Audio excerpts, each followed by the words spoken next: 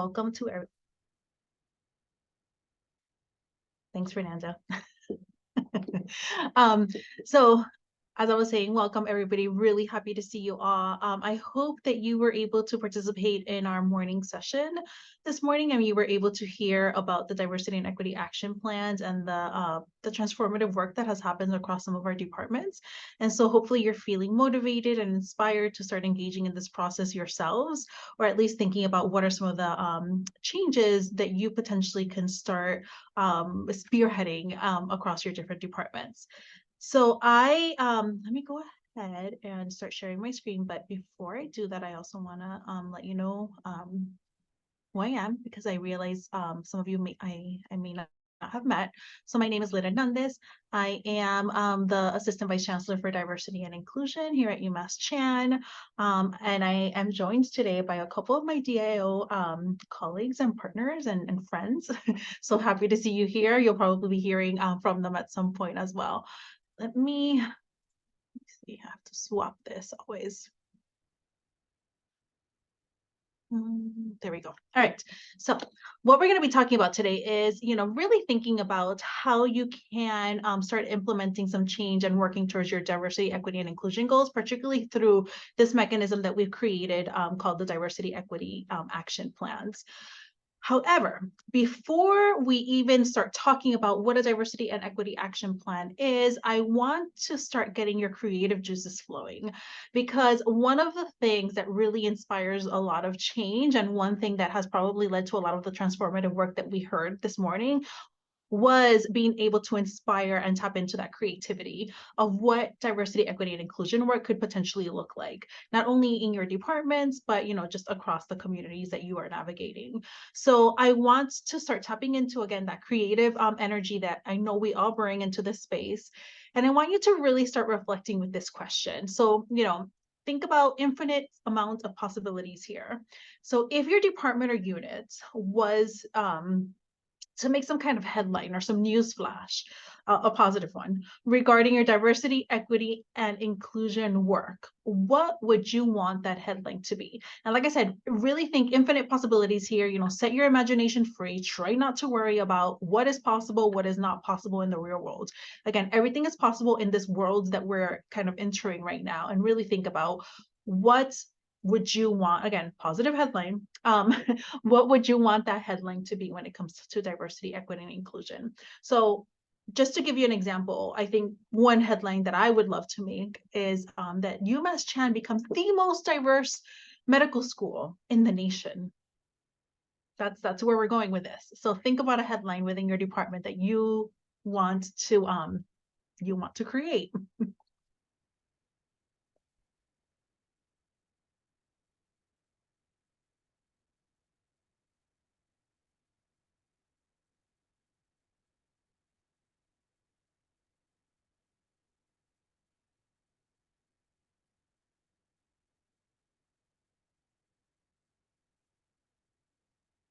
So Irina wants to make the headline that we are the happiest institution in the nation. And I have certainly seen that headline for other schools, by the way, where employees, yeah, create that headline. Anybody else want to share what headline you would like to see, whether it's across your department or at the institution? Remember, infinite possibilities. So don't fear that it's going to come across as too cheesy, because there's nothing cheesy in this world.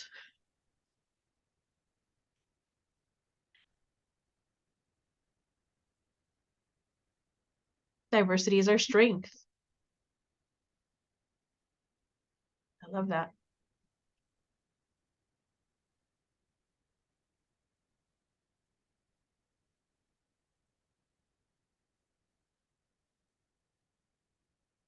DS results find 100% sense of belonging across the UMass Chan departments. Yes. Yes, I'm different, but I belong. So that really taps into, like, UMass Chan becomes the most diverse medical school in the nation. and everybody feels like they belong and they're happy.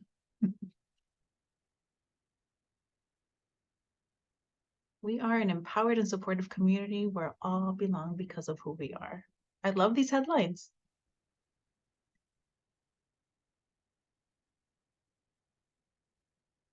Whole people, whole belonging, whole world.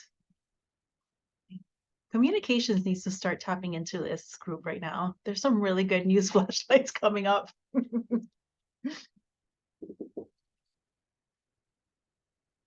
Himesh Chan leads the way in yeah, for diversity, equity, and inclusion. That's a good one.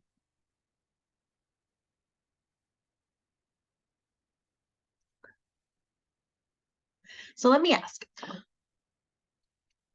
how did this feel for you?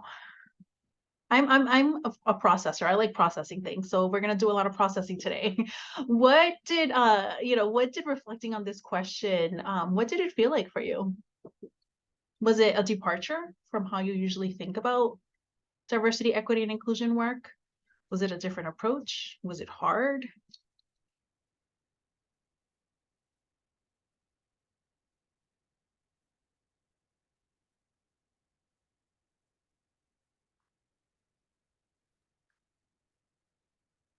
Yes, Matthew.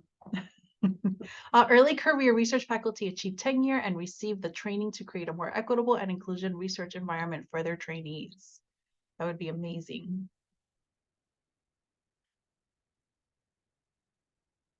So for folks who just signed on, we are reflecting on this question right now. What headline would we want to make as a department, as an institution, as a community, individuals when it comes to diversity, equity, and inclusion space?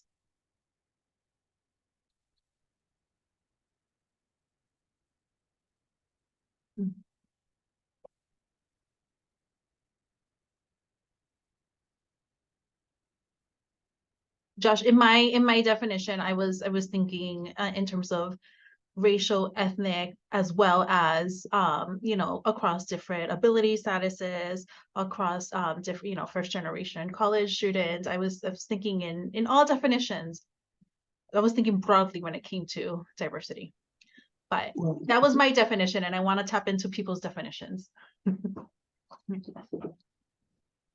But again, look, it's a great headline, but it's not clear what is meant by the most diverse. In other words, do you say, well, there's 20% African Americans and 30% Caucasians? And I mean, what percentages would you use to say we are the most diverse? I think that's, I like the headline. I'm just not sure what it means. I would like to say, my department has achieved its DEI goals. Then again, I haven't defined what the goals are.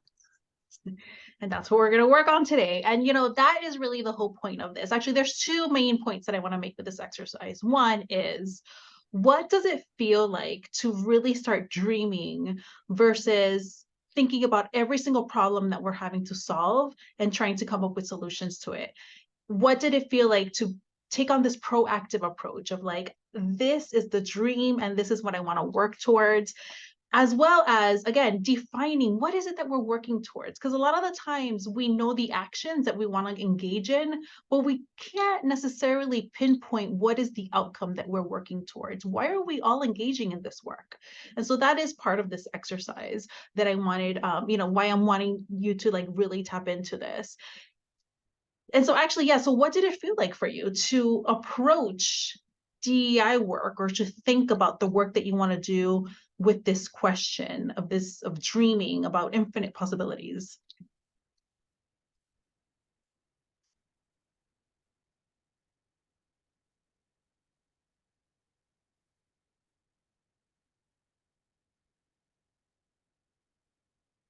Feel free to use the chat. You don't know how have to speak into the microphone.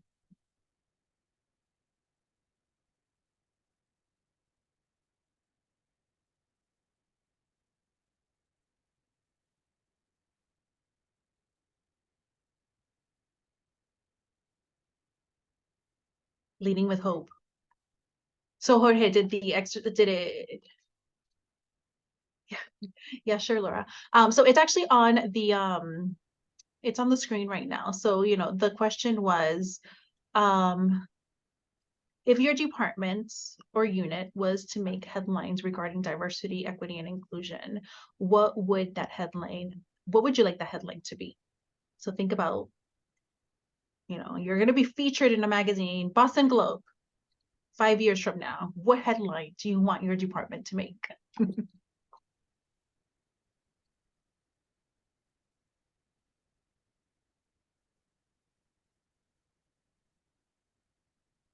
Jorge, when you said leading with hope, I don't know if that's what you meant by your headline, or if that's kind of what this question might have like instilled in you. Yeah, But no, that was sort of the reflective part when you think about sort of, our vision for this work, right? And being forward thinking, and we're leaning into this and leading with hope, that with the right time, the right resources, the right commitment, all of those things in place, we can achieve. And by building on incremental wins, we can sort of slowly but surely continue the trend and build out towards that particular goal, realizing that it's not going to happen overnight, but right. If you lead with hope, and with a level of self-efficacy and building on these little wins, that we can certainly make strides in advancing, equity and belonging together. Absolutely. Absolutely. Yes. And that's the whole point of this. And so actually, yes, ambitious and achievable. Thank you, Matt. And that's exactly the whole point of this. So actually, this question is really rooted in what we call appreciative inquiry. And that's the approach that we're going to be taking when it comes to the deeps this year, really thinking about how do we dream, how do we identify what it is that we're working towards, so it's a little bit clearer for what outcomes we're working towards, as well as how do we really think proactively of the work, and what we're trying to achieve. And so this is, like I said, this question is really rooted in appreciative inquiry, which is based on positive psychology, and really thinking about the fact that a lot of the times when we approach problems, again, we approach it by thinking, again, we're approaching problems. So we're really thinking about what's not working, what is making us unhappy, what needs to be fixed. And we get stuck. The idea is that you get stuck in just fixing. And you're not able to really think creatively. You're not able to think out of the box, as well as you're not able to think proactively. And so you always get in the habit of just like responding to problems without really thinking about, well, what is it that we're working towards? What are the goals? And how do we tap in to that, again, the self-efficacy that Jorge just mentioned, the self-efficacy, as well as the inspiration and the hope that is really the driving force for a lot of us to do this work. So the problem solving approach, what it really does, again, it's really only, it gets really stuck in wanting to like do like root cause analysis. Like, okay, we just heard a complaint. We just heard the DES results are not so great. What's the root cause analysis of this? Let's try to figure out, let's tap into this. And we get really stuck in like just wanting to get more data and more data and more data. Meanwhile, people are suffering, more complaints are coming in, and the work takes a little bit longer to actually start engaging in.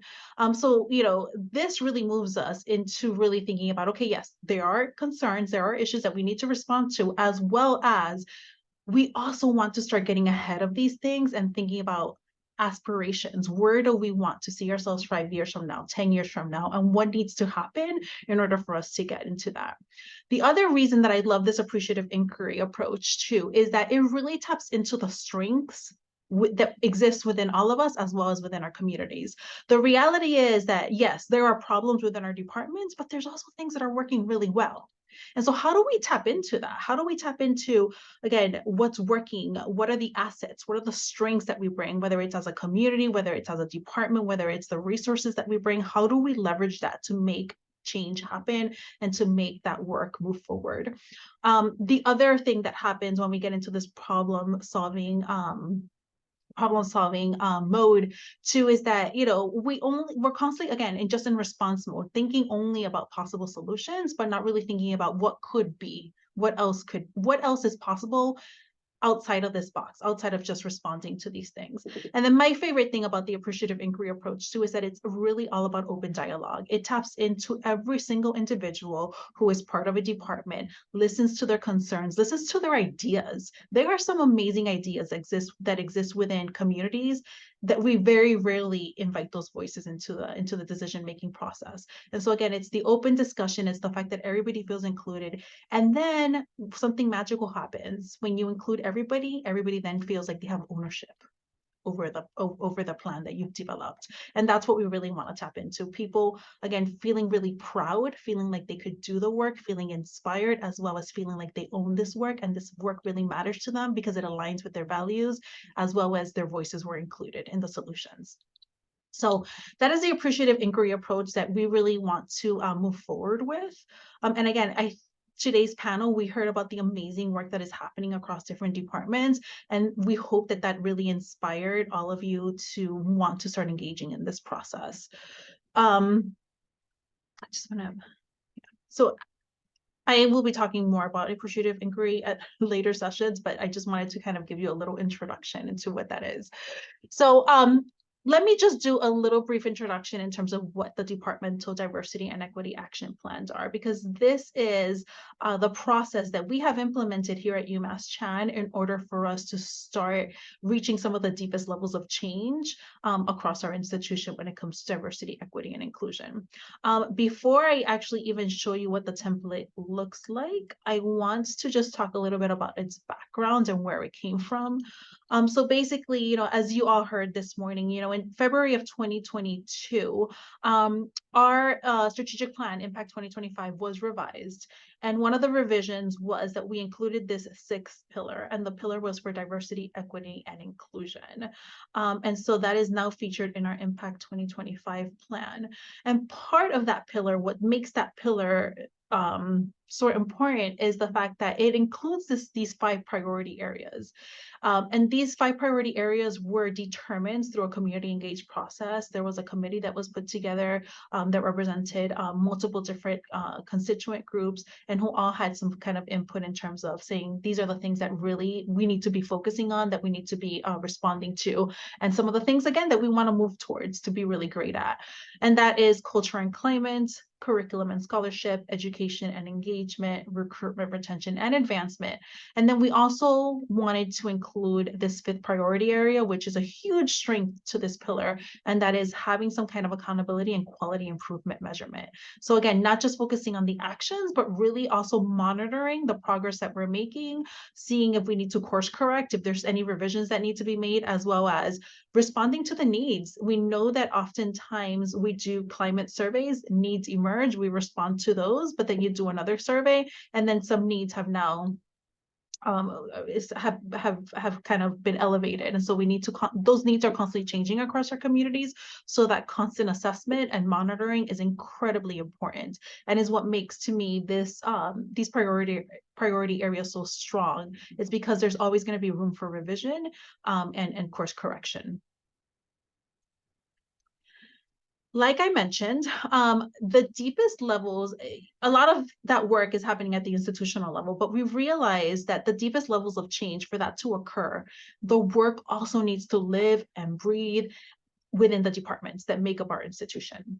And so we introduced the diversity, equity, and action plan. And the first phase was having what we call a pilot, really thinking about, okay, what would this work look like across different departments? What change could be implemented, as well as what best practices can we generate from departments participating in this process that we can then share with the community, which is what we did today, really highlighting what those best practices look like.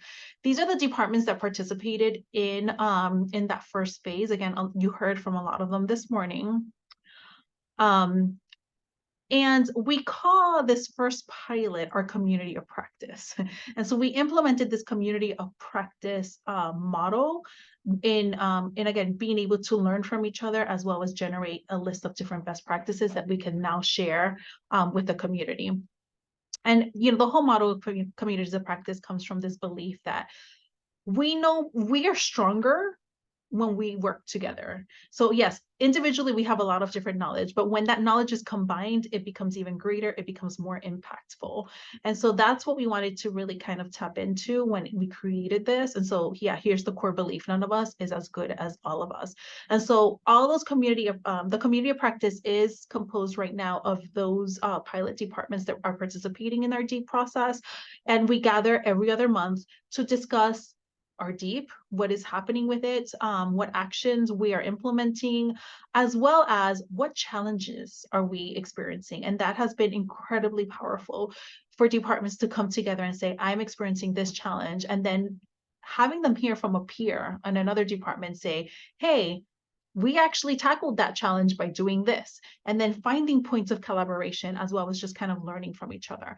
And so that's a lot of what the community of practice is for our DEEP department. And so as an encouragement to all of you to participate in our DEEP process, you will be automatically entered into this community of practice to be part of it, so that you can start engaging in these conversations with other departments who are also engaging in this process.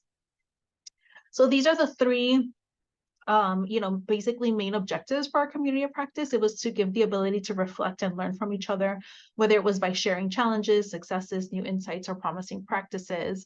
It was to encourage discussion of actions that, that they could potentially take back to their departments, to implement it at a larger scale, as well as to just learn new concepts, frameworks, and best practices. So before I pivot now, because I am going to pivot into introducing our diversity and equity action plan templates, particularly using this appreciative inquiry approach, wanting to know if any of you have any questions regarding that first phase of the pilot. Again, we heard about it a lot this morning, but we also said that any questions that you had regarding the DEEP process, we were going to answer them here. So I want to make sure that you have the space to ask those questions. But, I've just presented to you what the pilot looked like. And like I said, you heard from the actual departments this morning what the work looked like, but wondering if any folks have any questions regarding that.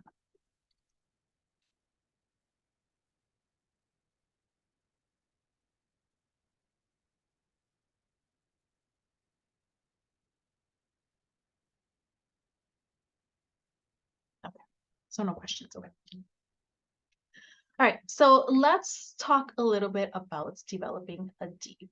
So first of all, I'm just, are any folks on this call that are part of departments that have already implemented a DEEP besides Jorge and For Health?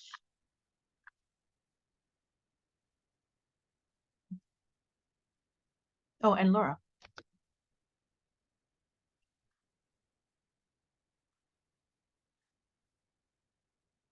So if at any moment, please let me know if you have a question in terms of what the DEEP process looks like, how to get access to the template, how to potentially, if you want to have a one-on-one conversation with us about how to potentially take this back to your department chair or your department leader and wanting to kind of recommend this as a process that you engage in as a department, please let us know. Because one of the things that we really wanted to make sure was that people had the resources and the guidance that they need in order to be really successful at this process. And so part of the DEEP process, the DEEP departments have access to us like all the time. So like, whether it's a consultation meeting, whether it's just wanting to know, hey, I want a little bit of guidance. I think that this process would look amazing in our department. I just want a little bit of guidance of how to elevate this to my chair or my department leader. We can absolutely help you with that process. So, and actually one thing that I forgot to mention, with the first phase, we did send out invitations to different departments, and the departments that we identified were the folks that we felt were already engaging in the work. However, some departments also opted in to be part of that pilot. We are now in the phase of we are looking for volunteers. And so if you think that your department would be a really good candidate for the DEEP, or again, it's just something that you want your department to engage in, again, let us know, because we are happy to also send that invitation to your department leader, just saying, hey, we think this would be a great opportunity, and here's the template, and we'll support you through this process. So what you're seeing on the screen now is what the deep template looks like. These are the 5 main areas that we really wanted departments to really reflect on, document, and monitor. And I'll tell you a little bit about what that means. Again, these five areas within the template are also reflective of our strategic plan, which is one of the things that we really wanted departments to do. We really wanted them to align the work that they're doing with a strategic plan. So make sure that, you know, those 5 priority areas were also being centered in your deeps.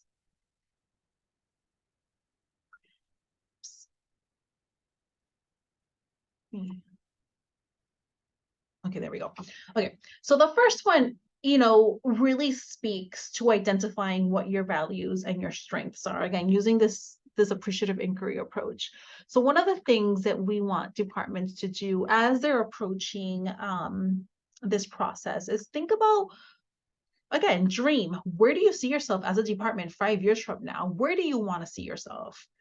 You know, again, do you want to be the most diverse department? You know, do you want it to be a department where every single employee says that they feel a sense of belonging and they feel satisfied and they're the happiest employees in the world?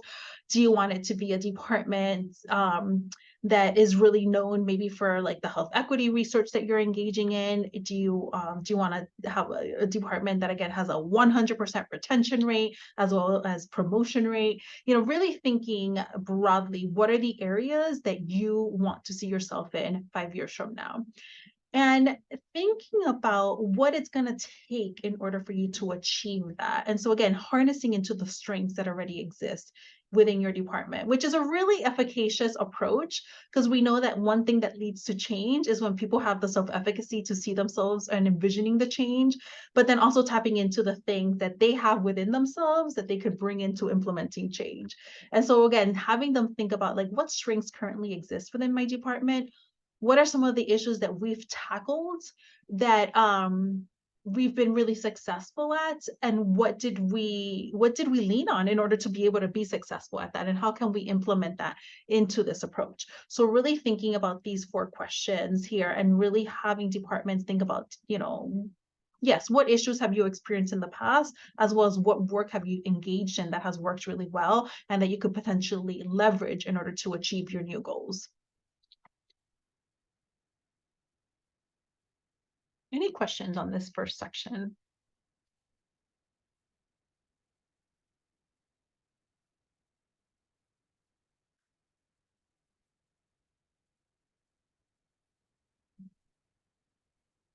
So the second part of this deep template is really thinking about what's the process like? And this is where we want individuals to really think about the community engagement, really think about what voices are represented in the concerns that you're hearing, what voices might not be represented in the concerns that you're hearing.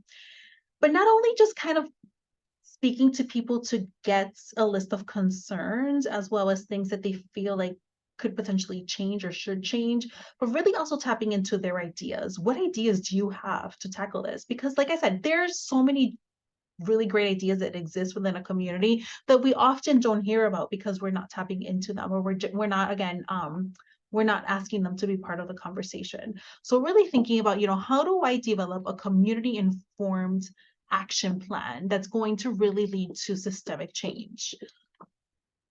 The DES results are out. How can you use that? How can you use that in order to be able to also identify some areas where you can improve? And not only improve, but also thinking about the areas where you're doing really well and how can you use that to, again, do better in other areas where you might not be doing not so great, or how do you maintain that? How do you sustain that? One of the things that we did mention this morning was that we do now have the ability to have some departmental level analysis of the DES, particularly if your department has more than 10 people that responded to the DES, we can now give you information in terms of what the results look like. And the reason that we did that was to help facilitate this section a little bit more, so that we have some, you know, some data-driven but needs-driven initiatives that we can start implementing.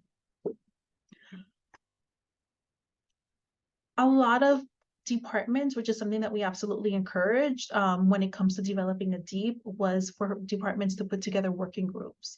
So as you're putting those working groups together, really think about who is represented in that working group, who is not represented.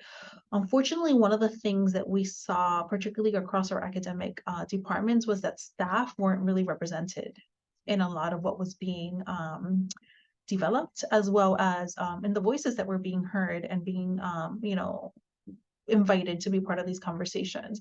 And so that is something that we are going to be absolutely encouraging departments to do this year, to make sure that staff are represented within any working group that that comes out of this process.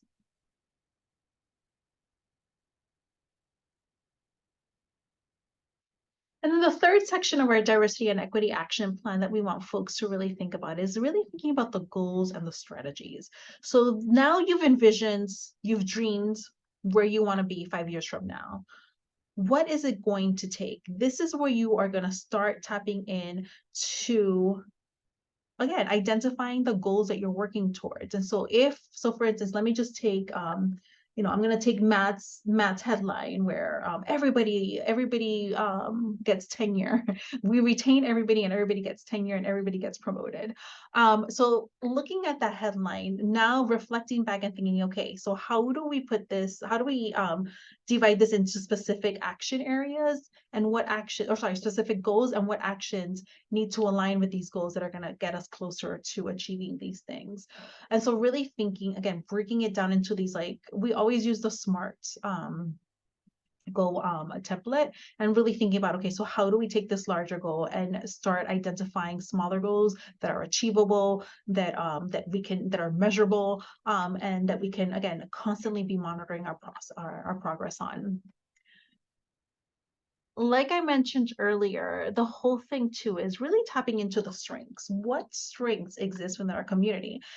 It's interesting because I think oftentimes when we think about diversity, equity, and inclusion work, again, we get stuck in identifying problems. And then unfortunately, when we get into this negative headspace, we also start thinking about why we can't do things. We can't do this because we don't have power. We can't do this because we don't have the resources. We can't do this because we don't have buy-in. We can't do this because we don't have time. But what if you were to flip that question and think about, okay, these barriers exist, but flip it and think about, well, what do we have that we can use to actually reach these goals? Okay, so we have commitments. We have a mission, vision, and value statement. I will say that should be step number one in developing a DEEP. Whenever you can engage your department in the exercise of, a lot of you have already mission, vision, and value statements. However, one question that I always ask, and I always get this answer, is, do you know it? A lot of the times people say no. And when's the last time you revisited it? And people will say, I haven't seen it in 5 years, or I've never seen it. And so again, getting into the exercise of like, okay, let's look at our mission, vision, and value statement. Are we aligning with what we identified as being important to us? Do we need to revise it? A lot of departments actually went through the process of revising their mission, vision, and value statement as part of the DEEP process to make sure that the goals that they were identifying was aligning with that. And that's an incredibly important process because, again, for people to see themselves in the work, it needs to be aligned with something that they identify as being important to them. We know that change happens when something important, when it aligns with something that's important to us, something that we value. And so that is definitely a strategy that we are encouraging folks to do. And so really thinking about, okay, so what strengths exist? What values are we bringing into this work that align with this? And that would be part of your goals and your strategies section. Like I mentioned earlier, we also want your goals and your strategies to align with the 5 priority areas. And so we are asking departments to think about goals and strategies when it comes to recruitment and retention, to culture and climate, to education and scholarship, as well as engagement and education.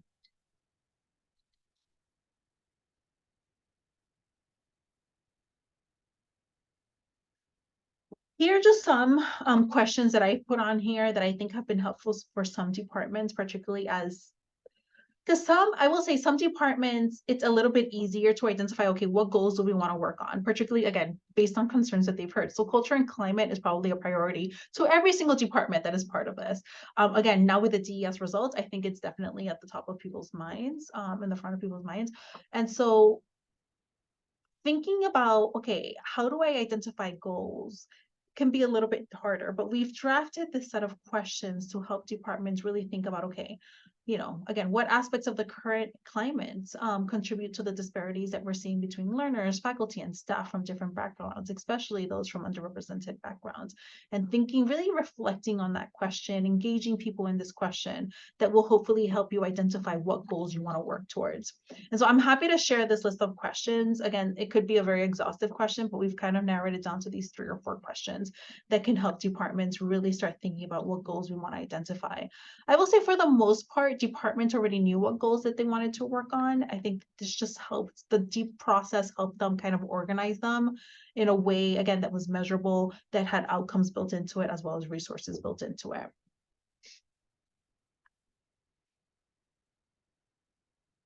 And then we have the metrics and the timeline, which again, to me is a huge strength of the DEEP. Whenever you have the ability to not just think about the goals that you want to work towards, but also give it a timeline, like by when do we plan to achieve this, and do regular check-ins. And so part of the DEEP process that I didn't mention earlier was that there is an annual review process. So every DEEP department is not only asked to develop a plan, but then also to submit progress reports to do kind of a check, like, okay, are you monitoring progress? Have you achieved this? How close are you to achieving this?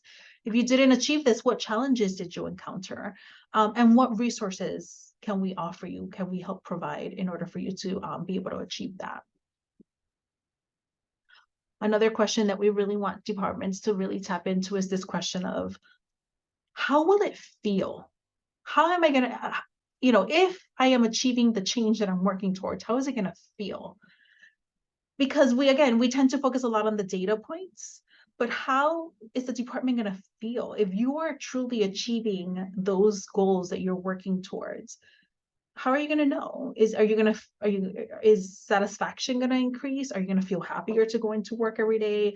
Are you going to feel much more motivated to do your work? Like, what is that feeling going to look like? And that can really help identify some of the outcomes that you're working towards. Actually, so let me pause there, because that is the template, and I realize I've been speaking a lot and I haven't heard from folks, but I would love to kind of hear, Jorge, please feel free to chime in as one of the individuals who has created this process. If you have any ideas to share here of what that process felt like for you, or what was helpful, but would also love to hear from folks who are thinking about implementing this process, or might be thinking about bringing this to a leader in your department. Any questions that you have regarding the template, or any of the questions that I presented to you? I mean, I think what I would add, Lynn, is that, like many departments, each year we do sort of an assessment of sort of what happened in the last year and plan for the next year. So some of our bigger conversations or strategic plans, but there's always sort of, an opportunity when departments are taking a look at where's the direction for this year. What's our focus going to be on, whether that be in education or curriculum, so it's a real opportune time. And that's how we felt. Part of our process was, the timing was great, in that we were looking at, okay, where's the direction for this year coming? What's that going to look like? And now with this sort of roadmap, or these at least parameters and a framework, we could find real actionable items that we could add on to our plan. Our strategic plan. So it wasn't sort of a separate process. It was included in our everyday conversations about where we're headed, from supporting our community, to what we looked at with our clients, how we wanted to do our work, who we were, what we wanted to do this year. So it really enabled us, that it sort of built a foundation and a framework for how we talk about this work amidst our plans. And We also know that you can't go from 0 to 100. Right. So a part of this, to Lynn's point was, we do need to be smart about this, and that, that we found, we don't put the cart before the horse, that we wanted to sort of build a foundation this year. And I think that's also where I think folks' fear is that we think we have to have these miraculous results in a year, and these plans are going to get us there in a year. But you really just need to be intentional about, what do we need to have in place to be successful? Maybe this first deep is foundational. Are folks aware of, again, to Lynn's point, our mission, core values? Is there opportunities to roll that out differently, to get a level of connection to our work, why we do it, what the value is? And then leaning into just more of that engagement work to sort of build out the culture and climate where folks are invested, interested, and, frankly, at the end of the day, one of the big ticket items for us is the level of transparency that we provided in this process was really important. That people felt like, it wasn't just lip service, it wasn't just a piece of paper, that it's all over our internet, it's interwoven into all of our communications, how we're doing, and really recognizing that it's everybody's work, that we can all do this together, and through these, again, incremental steps, that we can sort of build upon those successes and reach some of those goals that we aspire to. Absolutely. Thanks, Jorge. And Amanda is making a really a really good point and question, and in terms of like listening to the pain points, and but would it potentially move us away and maybe make people feel like they're not being heard because we're so focused on like the positive. And I think that that's such an incredibly important point. And we're not saying ignore the pain points. I think frankly what we are seeing is, we identify a problem and it's been identified. We're hearing it and people want to find more data. And then they get stuck in like, well, let's analyze this. Let's do a root cause analysis. Let's get more data. Let's do some focus groups. And we're like, listen, we've heard the problem. It exists. You are also ignoring people's pain points by wanting to dig a little deeper into it versus just responding to it in the moment. And so we're saying definitely, don't ignore that piece, like definitely look for the data, but also think about, okay, how do we respond to this in the moment? And how do we get ahead of this? So next year, we're not hearing the same concern. And so I think, it's kind of what we call like analysis paralysis, where like we get so stuck in like wanting more data, and finding, again, that root cause analysis that we ignore the problem, or we don't respond to the problem fast enough. And so we definitely want you to think proactively and think about, okay, so how do we avoid this in the future, and think about what are some of the possibilities that we're not thinking of right now, while also responding to the situation, but not letting data and wanting to figure it out more get in the way of you responding. I don't know if that made sense, but that's, unfortunately, it's what we are it's probably been one of our biggest struggles, Marlena and I, when we go into meetings and we hear, some very heartbreaking stories from students, and people wanting to dig a little deeper and wanting to find more information, while the students continue to hurt and not wanting to do anything because they haven't done the root cause analysis.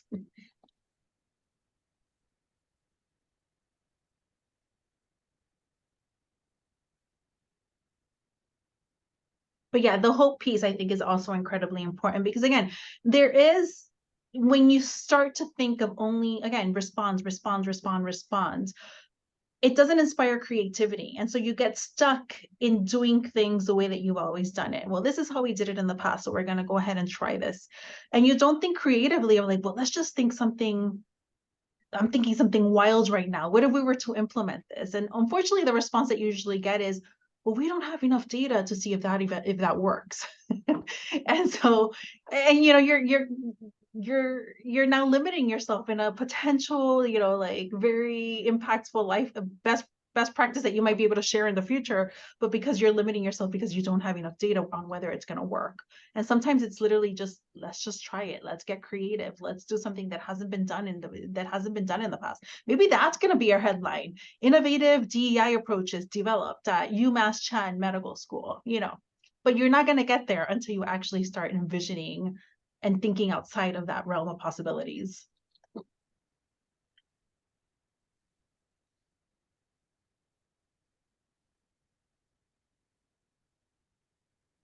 As a plug for the diversity and equity action plans, I do want to let you know that it comes with a lot of resources and programming. Like I mentioned, for departments who are part of diversity equity action plans, you we will have consultation meetings with you. We will be checking in with you all the time. But you're also going to be part of this community of practice where you get to talk to other departments who are also engaging in this process and engage in troubleshooting, learning from each other, navigating challenges. I will say one of the most impactful conversations that we've had in this community of practice. Sometimes I come in with like my little slideshow ready to like present a new model, but then somebody presents a challenge that they're experiencing and the most amazing conversation is generated from that, because then you have other departments also sharing, oh, I'm also struggling with this, and another department will say, well, this is how we navigated it. And again, collaborations start to develop, creativity starts to get developed, and just this peer learning process also starts to happen, which is so powerful. So you will be part of that community of practice. Again, consultation meetings, data support. We will do, we have the ability to do, whether it's equity analysis. Like I mentioned earlier, we do have results for the DES by department. We have prioritized our deep departments, and so they're going to be getting the reports first. But again, a perk to being part of this process. But you also get, educational resources, whether it's trainings, one-on-ones. And so I want to let you know that if you are part of this process, you will not be in this process alone. It comes with an enormous amount of support, resources, and community. So with that, that is actually all I had, because my whole point was to really sell you on this process. And I hope that I've sold you, and I hope that I get, let me see how many of you are on this call, 21 emails from you all saying you want to be part of this deep process. But with that, any questions that you might have regarding the process? Let me stop sharing here.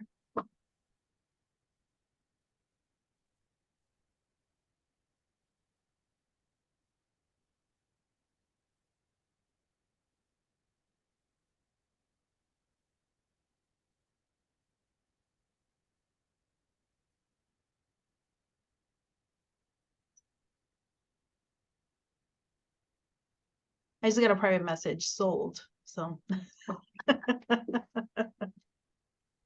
that's why I was laughing.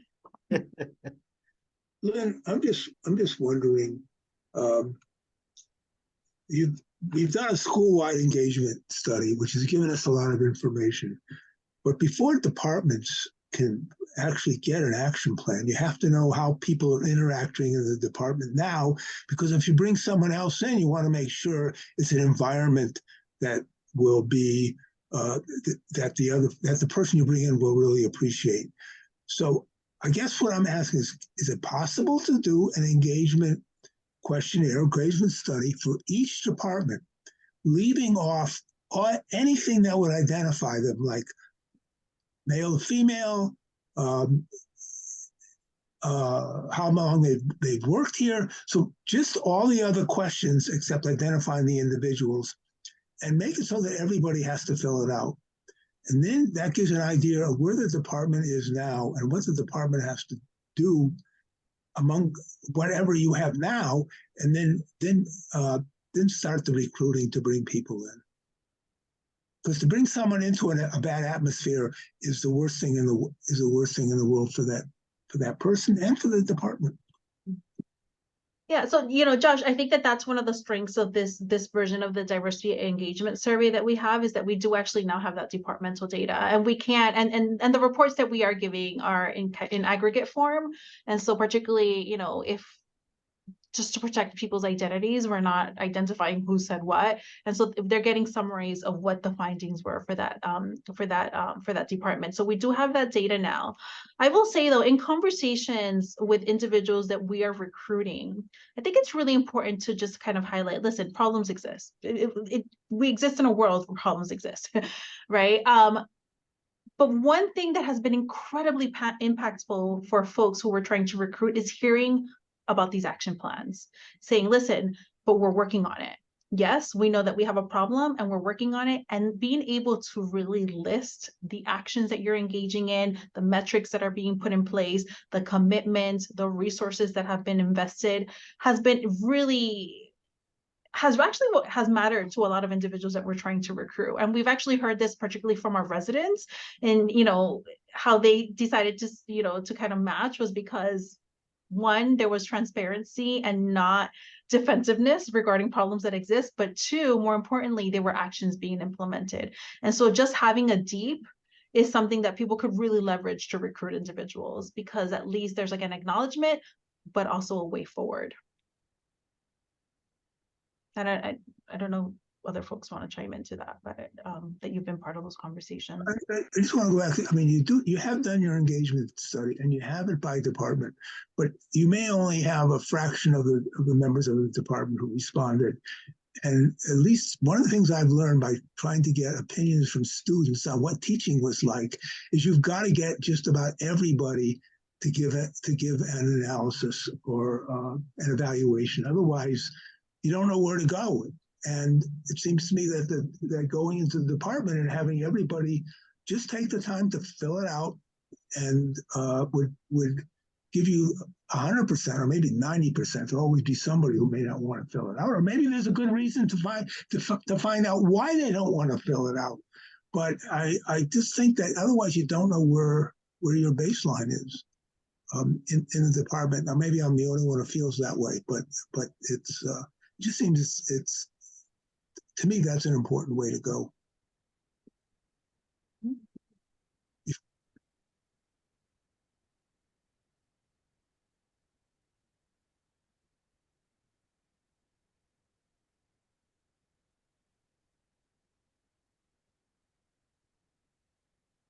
Any other comments or questions or? I mean, I would just say, sort of an advocate here, that really the timing of this in terms of the DES survey results, that really is an impetus to start this work. And it can start small. With these results, bringing it to your specific area or department, there are small things that we can do based on this data. And it doesn't have to be 15 different initiatives, 14. I mean, I think people also fear that it needs to be a full bucket list capturing all things. But I think the DES survey results really gives us, and even for those of us who were already in the pilot, this really will help sort of guide and redirect as needed. So are we still missing the mark? Do we need to do refocus? That this really is an opportune time to sort of jump in. It will provide you context to what the culture and climate is. I mean, that's the focus of the survey. So to your point, Josh, I mean, this really is sort of, will better articulate sort of today's culture and climate. Where are we? And I think at least the planning for health for us is, as we bring this data back, bringing communities together, departments together to say, so what does this data tell you and what isn't it telling us? Are there things missing? So there are opportunities to build off of it. And again, if we would have had this prior to the pilot, I think lots of folks would have been in a different position because we were holding off on the data piece until the survey was actually implemented. So it's actually a nice time for those considering to sort of jump in and really leverage that information that's coming your way. So that's my pitch. All right. So you have some examples. I mean, I listened to the study this morning.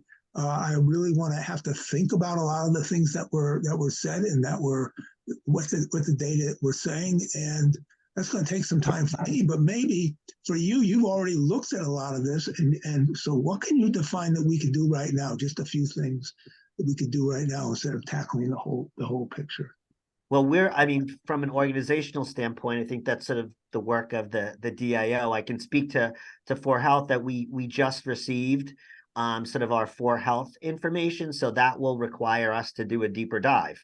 And as Lynn mentioned, we are able to do sort of a departmental deeper dive as well. So not just in comparison to the UMass Chan community at large, we can sort of take a look at our department specifically. So our health solution sets, our administrative services departments, and other areas. So it's fresh, it's hot off the presses. So I can't really tell you sort of where we are. But this is our work this year, is really doing that analysis and that deep dive, and really hearing from the community sort of, how far we hit the mark, where can we do better, and getting ideas about how we get out in front of some of that information and data that we learned. So more to come for sure, Josh. Absolutely. Yeah. And I mean, I think like you mentioned, having that baseline is incredibly important, because then how do you know if you're making progress? Right. So I do want to highlight that like we absolutely want that data in order for us to be able to, identify, whether we are making progress, even or maybe if we're making things worse. We just wouldn't know if we don't have that baseline. That said, I don't want people to feel like they can't engage in this process because they don't have enough data, because that has been one of the main barriers for a lot of individuals, you know, not wanting to be part of the process because they don't have the data. And so I just, I'm actually a huge proponent of data-driven processes. But at the same time, I also recognize the paralysis that comes from that.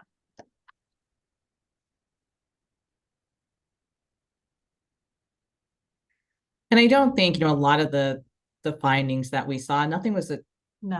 surprise to us, because we've heard these things. And so I think part of the process too is just listening to the community, listening to the people in your department.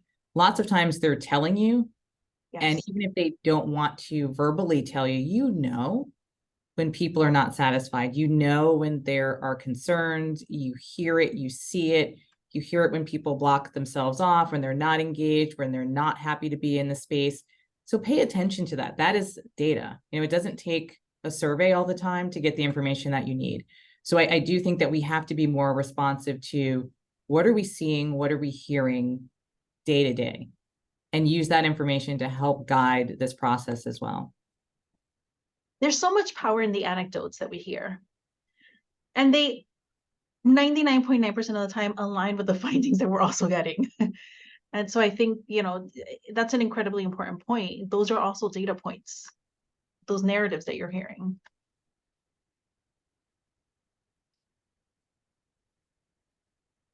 All right. So it is 2:57. I do want to encourage everybody to go on to the next session, which is the restorative justice session, particularly as we're talking about diversity engagement survey, sense of belonging. I saw in your headlines, a lot of you wanted that sense of belonging, sense of community. Well, restorative justice is a wonderful approach to achieve that. So I do encourage you to join that session. But also please reach out to me if you would love, or if you would like to be part of the diversity and equity action plan process.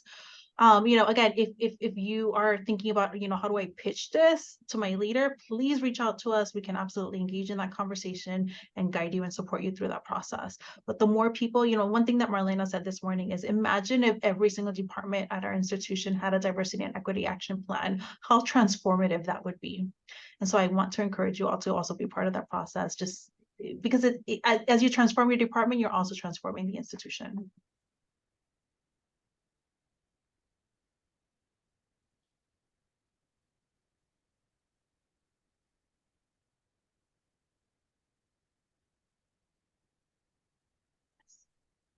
Sorry, reading the chat.